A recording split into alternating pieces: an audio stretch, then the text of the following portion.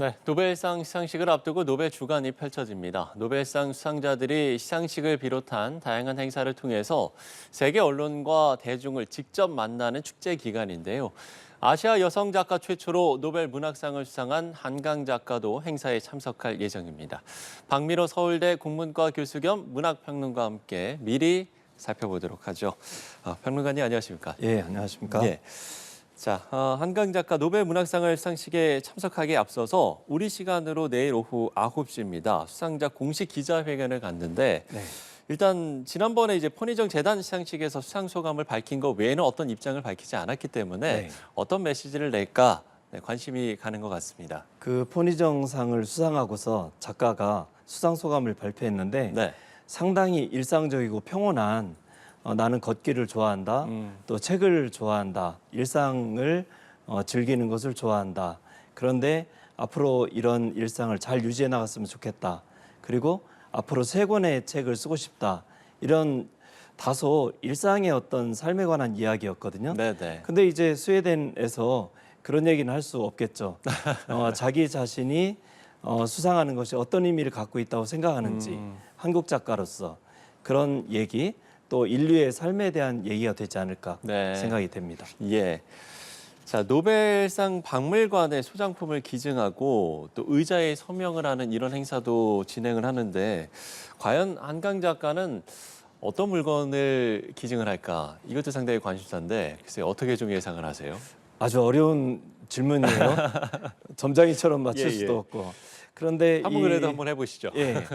그런데 그 한강 씨가 네. 얘기한 그 어떤 회고담 중에 당신 아버지 한승원 작가의 타이프라이터 소리, 그러니까 소설 쓰는 그 소리를 들으면서 자랐다 하는 얘기가 있고 예. 아버지가 쓰던 그런 타자기를 처음 얻어서 그렇게 해서 기억, 리을 이렇게 치니까 글이라는 글자가 됐다는 그런 회상이 제가 아주 눈여겨 보아졌어요. 예, 예. 혹시 그렇게 자기가 쓰던 아끼는 타자기 같은 것 이런 어떤 자기 자신의 문학적 삶에 관한 그런 이야기가 담겨 있는 그런 소장품을 내지 않을까 예. 이런 생각을 해봅니다. 지금 이제 교수님의 이야기를 들어보니까 상당히 좀 가능성이 높을 것 같다라는 그런가요? 생각이 드는데 네. 네, 과연 어떤 이제 물건을 기증을 할지 지켜보도록 하겠습니다. 네.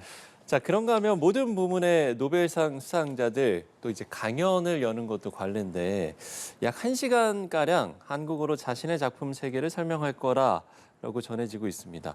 과연 좀 여기에는 어떤 좀 내용들이 담겨 있을까요? 한강 작가로서는 굉장히 어렵고도 또 혼신의 그런 마음이 담긴 이야기를 할 것 같은데 네네. 이분이 1994년에 등단을 하셨어요.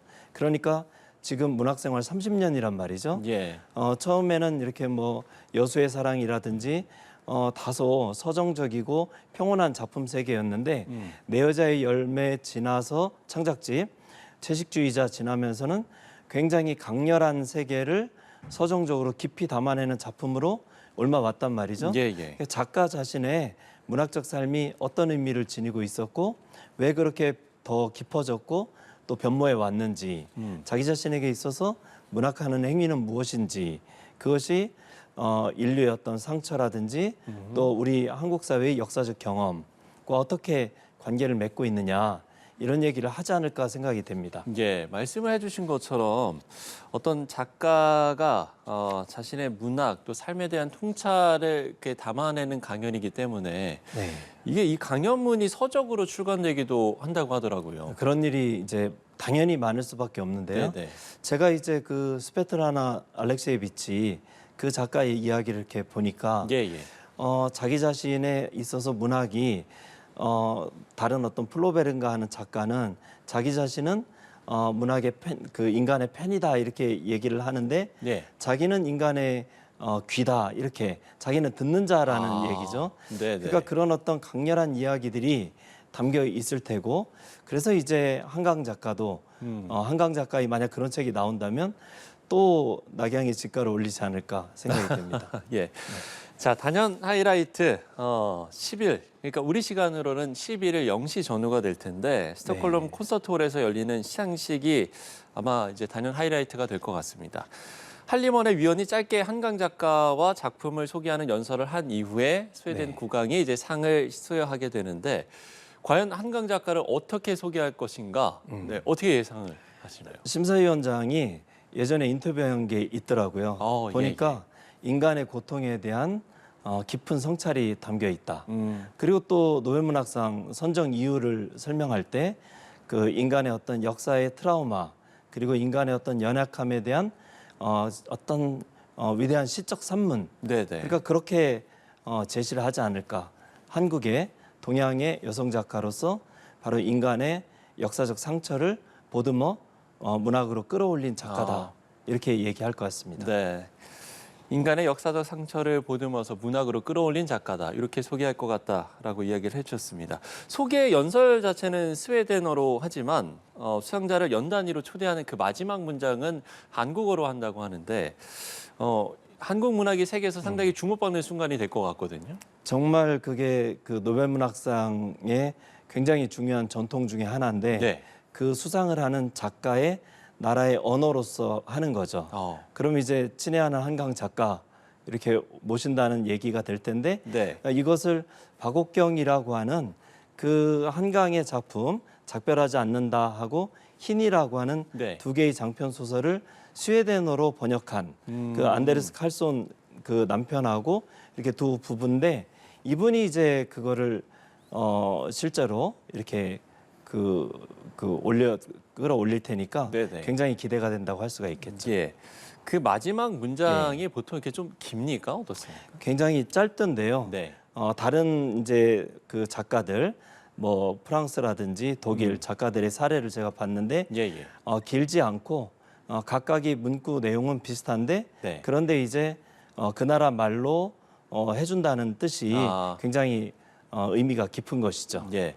굉장히 짧기 때문에 어떻게 보면 더 고민이 될 수도 있을 것 같아요. 그런데 정말, 한국어로서 한국어가 바로 그 시상식장에 울려 퍼지는 그렇죠. 중요한 순간이라고 할 수 있겠죠. 예, 그렇습니다. 자, 아시아 여성 첫 노벨 문학상에 빛나는 한강 작가, 그 영광의 금빛 메달을 손에 쥐고 과연 어떤 말을 할지 이 부분도 관심인데 노벨 문학상 수상자는 시상식에서 연설을 하지 않나 봐요. 그 시상식장 자체는 네. 5개 부문에 걸쳐서 문학상, 뭐 의학상, 경제학상, 물리학상, 화학상 그리고 이제 평화상은 오슬로에서 시상을 하니까 그런데 이제 올해 5개 부문에 걸쳐서 11명이 이제 수상을 하게 됩니다. 예. 그러니까 그 자리에서 수상 뭐 연설을 하는 것은 아니고 따로 이제 하게 된다고 그렇게 알고 있습니다. 예. 수락 연설에서는 그러면 과연 어떤 이야기들을 할까요? 한강 작가의 자기 자신의 문학이 이렇게 노벨문학상 수상으로 이어진 것에 대한 깊은 감사와 더불어서 자기 자신의 문학이 갖고 있는 지향하는 가치, 의미 그리고 그 인류의 현재 처해 있는 상황에 대한 어떤 고통스러운 성찰 같은 것이 내용으로 담기는 그런 중요한 이제 이야기들이 되지 않을까 생각이 됩니다. 예, 예. 한강 작가가 노벨 주간 마지막 날에는 낭독 행사에도 참석할 예정입니다. 네.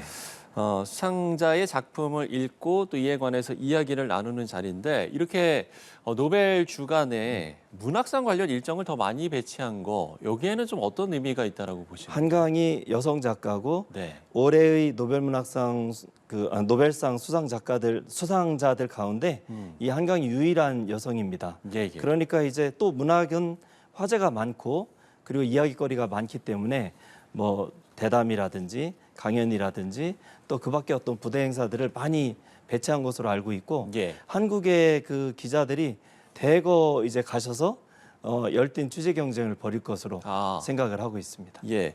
그 매년 이런 이제 문학상 관련 일정이 이번엔 더 많이 배치됐다고 했잖아요. 네. 매번 이제 이런 일정이 좀 다릅니까? 어떻습니까? 대체로는 어떤 양식들이 네네. 정해진 프로그램의 양식들은 있지만 올해는 특히 여성 작가이고 그리고 한국의 동양의 여성 작가이기 때문에 그렇죠. 더 어떤 이야기들을 이렇게 많이 준비를 하지 않았나 생각이 아. 됩니다. 예, 알겠습니다. 자, 이렇게 노벨 주간의 일정들도 저희가 좀 짚어봤고요. 자, 국내 도서관과 서점에서 여전히 한강 작가의 작품에 대한 인기, 뜨거운 관심 이어지고 있습니다. 노벨상 시상식으로 다시 한번 또 한강 효과가 나타날 수 있지 않을까 이런 생각도 드는데 그동안 이제 독서율이 낮았었기 때문에 좀 국문학자로서는 상당히 이 부분은 좀 네, 반가운 소식일 것 같아요. 물론 뭐 한강 열풍이 불고 출판계가 오랜만에 아주 이렇게 호황을 맞이하는 것은 좋습니다. 네. 그런데 더 많은 다른 작가들에게도 더 많은 관심을 가져주시기를 아. 바라는 바입니다. 예. 그럼 앞으로 이제 더 많은 작가가 나오기 위해서 좀 어떤 점들이 좀 개선됐으면 좋겠는지 아니면 좀 뭐 바라는 점이 있으신지 끝으로 한 말씀 해주신다면. 한강 씨도 처음부터 두각을 나타낸 작가는 아니었습니다. 네네. 정진했고 그 정진의 결과들이 나중에서야 이렇게 빛을 발휘하게 됐는데 그렇죠. 저는 다른 작가들 역시 그런 상황에 처해 있는 작가가 아주 많다고 생각을 합니다. 아, 우리 시민들이 독자들이 정말 문학에 책에 관심을 가져주시는 게 필요하다고 생각이 됩니다. 예. 책에 많은 관심을 가져줬으면 좋겠다 이런 말씀까지 해주셨습니다. 자, 박민호 서울대 국문과 교수 겸 문학평론가와 함께 미리 이 노벨상 시상식을 이모저모 살펴봤습니다. 오늘 말씀 고맙습니다, 교수님. 네, 고맙습니다.